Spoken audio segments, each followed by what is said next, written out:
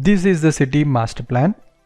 All of this comes under HMDA jurisdiction.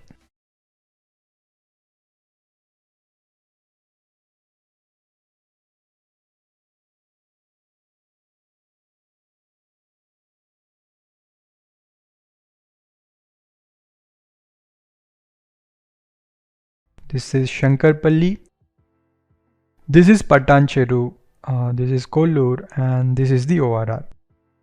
The areas marked in orange are residential zones. The light green is 111 geoland. This extends from here all the way until Chevella and Shemshabad, and this green is called conservation zone.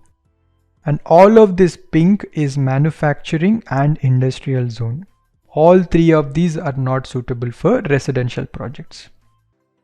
Of all these residential zone areas, we notice the majority of activity until now in this area is not apartments but villas and plots.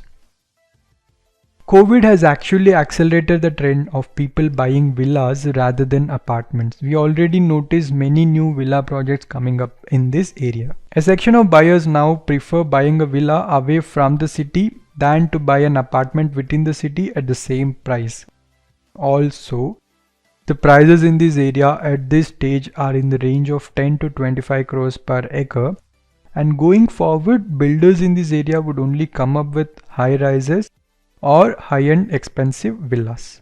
Based on these three observations, that is the rising demand for gated community villa housing, the lack of residential zones in this area, and also very high land prices, the obvious outcome would be the city expanding further into the west where the lands are still affordable.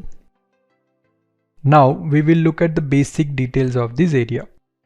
This is Shankarpalli, and this on the north is Sangareddy. This here is Kandi. This is IIT Hyderabad. This is Mehtabkhanguda. This on the south is Vikarabad.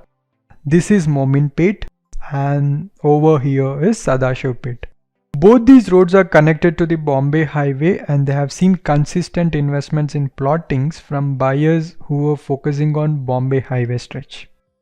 The investments are mostly from Sangareddy residents. For example, the prices on this road can be anywhere from 20,000 to 35,000 per square yard. It's a similar case for this road as well. Traditionally, lands in this area are bought and developed by companies which mainly focus on plot development. Whereas in this area, investments are made by city's major construction companies. Companies like NCC, GVK, Aparna, Phoenix, Mayfair are all holding huge land banks starting from Mehtabkhanguda to Mominpet. Once the land prices here also shoot up, builders would stop acquiring any more lands in this area too. If we get into details of this area, this road from Kokapet to Mominpet is supposed to be 100 feet road according to the master plan. Until Shankarpalli, it's already expanded to 4 lanes, and this part will also be upgraded to 100 feet until Mominpet in future.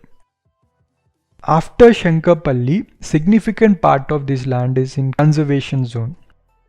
So you don't find many residential ventures coming up in this area, and this is where HMDA limits end. And this is Mehtabkhanguda, and also majority of the areas from here are in the free zone, which means these lands can be used for residential or even commercial development. Regional ring road is also speculated to be intersecting this road near Mehtabkhanguda. This is around 10 kilometers from Shankarpalli. Phoenix has close to 1000 acres surrounding this village, Devarampalli.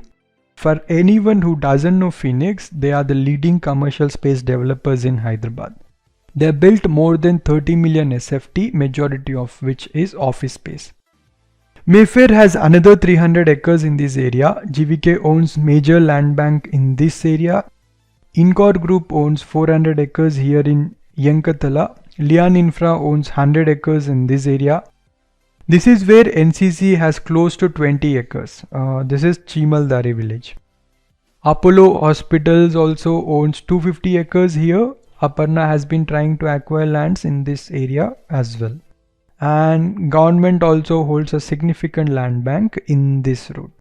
There is no other area in Hyderabad's outskirts where so many reputed builders have acquired lands in such a large scale.